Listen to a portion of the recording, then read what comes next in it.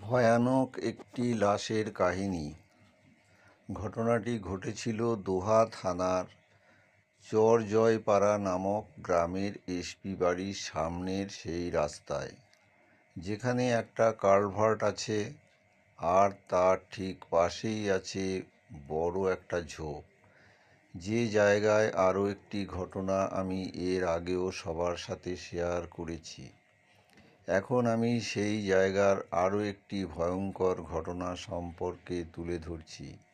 এই ঘটনাটি ঘটেছিল আজ থেকে প্রায় 7-8 বছর আগে। একদিন এক রিকশাওয়ালা রাতে এক প্যাসেঞ্জারকে নিয়ে সেই রাস্তা দিয়ে আসছিল। রাত তখন প্রায় আনুমানিক 11টা কি 11:30টার মতো হবে। আমরা জানি যে গ্রামে 9টা অথবা 10টার দিকে প্রায় বেশিরভাগ মানুষ ঘুমিয়ে পড়ে, তাই সেই সময়টায় সেখানে একেবারেই জনমানবহীন ছিল।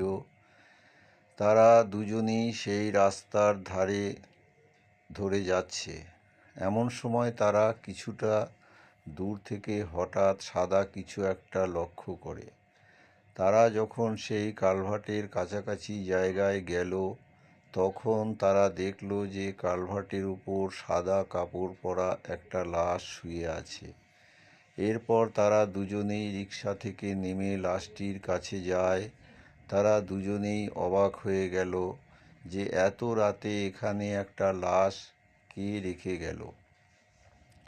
লোকটি রিকশাওয়ালাকে বলল, হয়তো কেউ লাশটিকে এখানে ফেলে রেখে গেছে, চলো আমরা লাশটিকে নিয়ে দাফনের ব্যবস্থা করি। কিন্তু রিকশাওয়ালার এতে আপত্তি জানালো। সে লোকটিকে বলল, আমাকে আমার ভাড়া দিয়ে দেন, আমি এই সব লাশ নিয়ে যেতে পারবো না। লোকটি তাকে বলল, ঠিক আছে, তোমাকে ভাড়া 100 টাকা বেশি দেব। একথা শুনে রিকশাওয়ালা লাশটি নিতে রাজি হয়। তবে রিকশাওয়ালা লোকটিকে শর্ত দেয় যে লাশটি আপনাকেই তুলতে হবে। লোকটি বলল, ঠিক আছে, তাই হবে।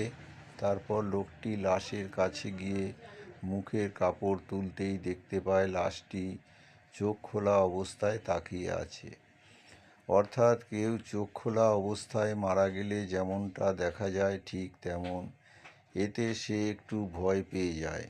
এরপর সে লাশটির গায়ের কাপড় আরও কিছু অংশ সরাতেই দেখতে পায় লাশটির শরীরের পশমগুলো বেশ বড় বড়, যা কোনো সাধারণ মানুষের থেকে একেবারেই আলাদা। অর্থাৎ পশমগুলো ছিল ঠিক ভেড়ার শরীরের পশমের মতন। এটা দেখে লোকটি চিৎকার করে দিয়ে অজ্ঞান হয়ে যায়, আর সেই রিকশাওয়ালা এক চিৎকার দিয়ে সেখান থেকে দৌড়ে চলে যায় আর এক বাড়ির সামনে গিয়ে পড়ে। তার কথা শুনে লোকজন সেখানে যায়, কিন্তু অনেক খোঁজাখুঁজি করেও সেখানে কোনো লাশ পাওয়া যায়নি। এমনকি সেই লোকটিও সেখানে আর পাওয়া গেল না। পরদিন সকালে সেই কালভার্টের নিচে সেই লোকটির লাশ পাওয়া যায়, কাদায় অর্ধেক গাড়া অবস্থায়।